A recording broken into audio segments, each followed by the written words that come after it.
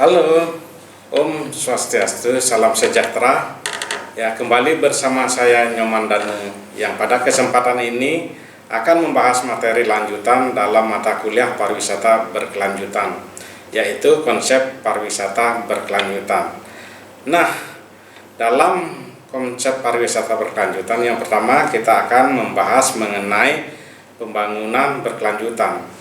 Nah, seperti kita ketahui bahwa pembangunan berkelanjutan atau sustainable development itu adalah sebuah upaya pembangunan suatu negara yang meliputi aspek ekonomi, sosial, lingkungan, bahkan budaya untuk kebutuhan masa kini, tetapi tidak mengorbankan atau mengurangi kebutuhan generasi yang akan datang, serta dapat menciptakan masyarakat yang dapat berinteraksi satu sama lain dan dengan lingkungan hidupnya. Nah, yang kedua yaitu mengenai pariwisata berkelanjutan. Nah, pariwisata berkelanjutan itu dapat didefinisikan sebagai pariwisata yang memperhitungkan penuh dampak ekonomi, sosial dan lingkungan saat ini, masa depan, memenuhi kebutuhan pengunjung, industri, lingkungan dan masyarakat setempat. Nah, yang selanjutnya adalah aspek-aspek daripada pariwisata berkelanjutan. Yang pertama, aspek lingkungan. Lalu ada aspek budaya dan juga aspek ekonomi. Nah, aspek lingkungan itu memanfaatkan secara optimal sumber daya lingkungan yang merupakan elemen kunci dalam pengembangan pariwisata. Lalu mempertahankan proses ekologi dan juga turut andil dalam melestarikan warisan alam dan keanekaragaman hayati di suatu destinasi wisata. Sedangkan aspek sosial budaya yaitu menghormati keaslian sosial budaya masyarakat setempat, melestarikan nilai-nilai warisan budaya dan adat yang mereka bangun, lalu berkontribusi untuk meningkatkan rasa toleransi serta pemahaman antar budaya. Selanjutnya dari aspek ekonomi yaitu memastikan kegiatan ekonomi jangka panjang yang layak, memberikan manfaat sosial ekonomi kepada semua stakeholder dengan adil seperti pekerjaan tetap, kesempatan mendapatkan penghasilan atau membuka usaha, dan pelayanan sosial kepada masyarakat lokal serta membantu mengurangi kemiskinan. Nah, selanjutnya yaitu kita akan membahas mengenai prinsip-prinsip pariwisata berkelanjutan. Yang pertama itu ada partisipasi.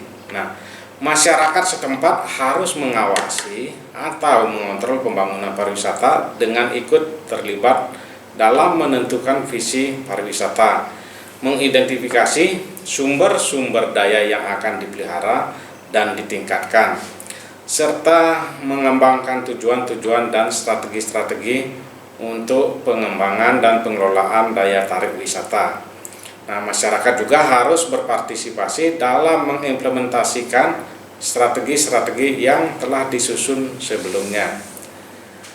Lalu selanjutnya adalah keikutsertaan para pelaku stakeholder atau involvement.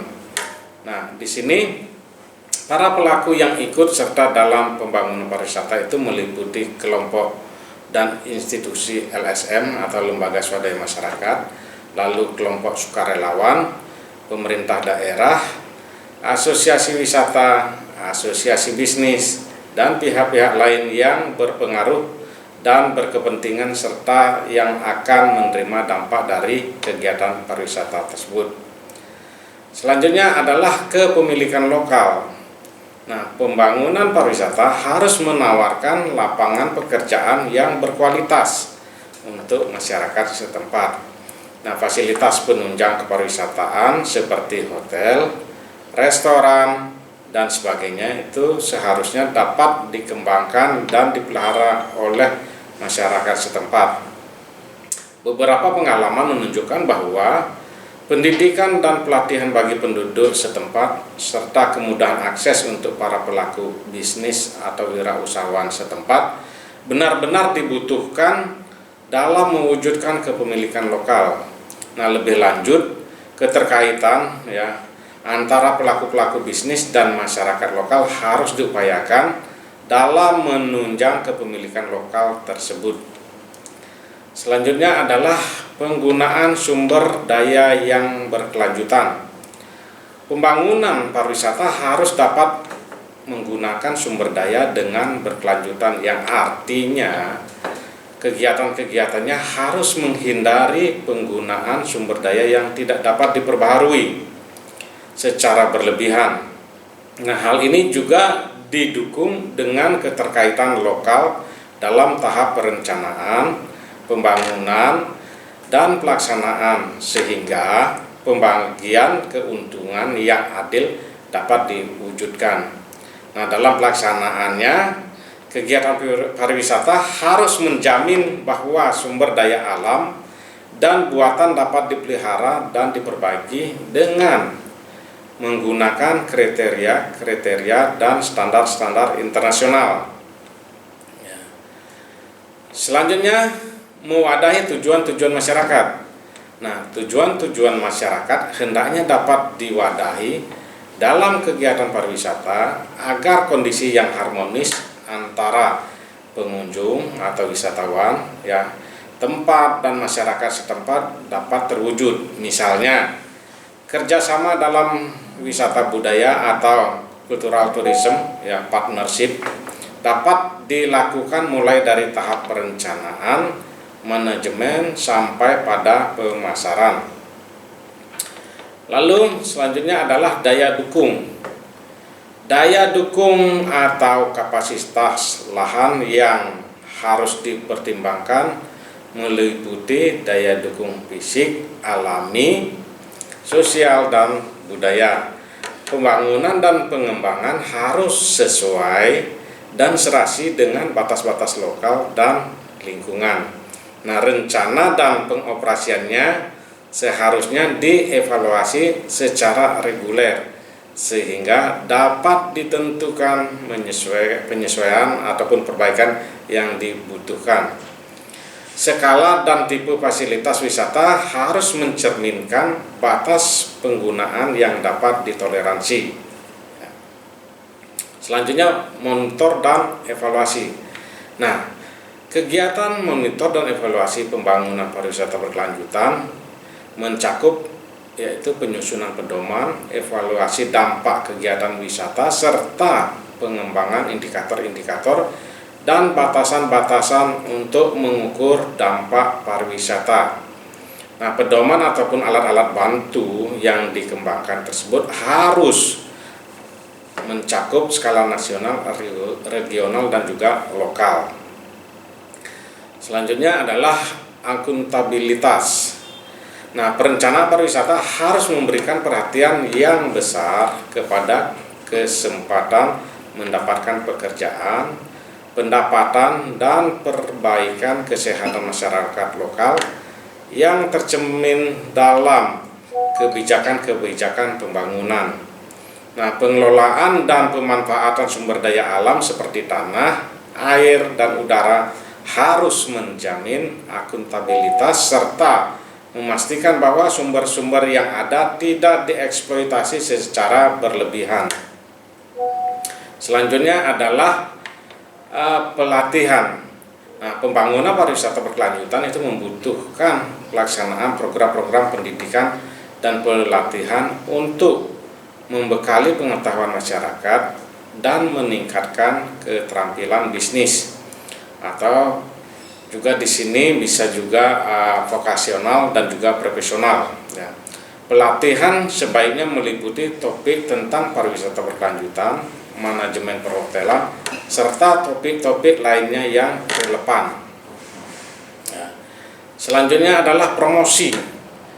Pembangunan pariwisata berkelanjutan juga meliputi promosi penggunaan lahan dan kegiatan yang memperkuat karakter lanskap, sense of place, dan identitas masyarakat setempat. Nah, kegiatan-kegiatan dan penggunaan lahan tersebut seharusnya bertujuan untuk mewujudkan pengalaman wisata yang berkualitas yang memberikan kepuasan bagi pengunjung. Nah, prinsip-prinsip yang terjadi ataupun prinsip-prinsip yang menjadi acuan dalam pengembangan pariwisata berkelanjutan, yaitu pertama adalah pembangunan pariwisata harus dibangun dengan melibatkan masyarakat lokal. Yang kedua, menciptakan keseimbangan antara kebutuhan wisatawan dan masyarakat. Yang ketiga, pembangunan pariwisata harus melibatkan para pemangku kepentingan dan dengan melibatkan lebih banyak pihak akan mendapatkan input yang lebih baik. Lalu yang keempat, memberikan kemudahan kepada para pengusaha lokal dalam skala kecil dan menengah. Yang kelima, pariwisata harus dikondisikan untuk tujuan membangkitkan bisnis lainnya dalam masyarakat. Yang keenam, adanya kerjasama antara masyarakat lokal sebagai kreator atraksi wisata dengan para operator penjual paket wisata. Yang ketujuh, pembangunan pariwisata harus dapat memperhatikan perjanjian, peraturan, perundang-undangan baik tingkat nasional maupun internasional. Yang kedelapan, pembangunan pariwisata harus mampu menjamin keberlanjutan. Yang kesembilan, pariwisata harus bertumbuh dalam prinsip optimalisasi bukan pada eksploitasi. Yang kesepuluh, harus ada monitoring dan evaluasi secara periodik. Yang ke-11, harus ada keterbukaan terhadap penggunaan sumber daya. Yang ke-12, melakukan program peningkatan sumber daya manusia dalam bentuk pendidikan, pelatihan, dan sertifikasi untuk bidang keahlian pariwisata. Yang ke-13, terwujudnya 3 kualitas hidup, quality of life, masyarakat lokal, kualitas berusaha, quality of opportunity, kualitas pengalaman wisatawan, lalu atau quality of experience.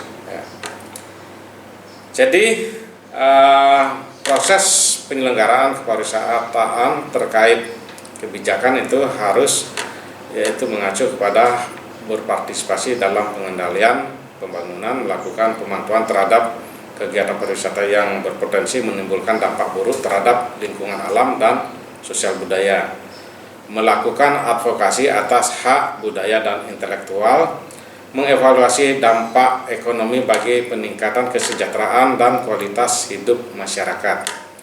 Nah, demikian materi pariwisata berkelanjutan untuk hari ini, dan sampai ketemu lagi di materi selanjutnya. Om Santi Santi Santi Om. Terima kasih.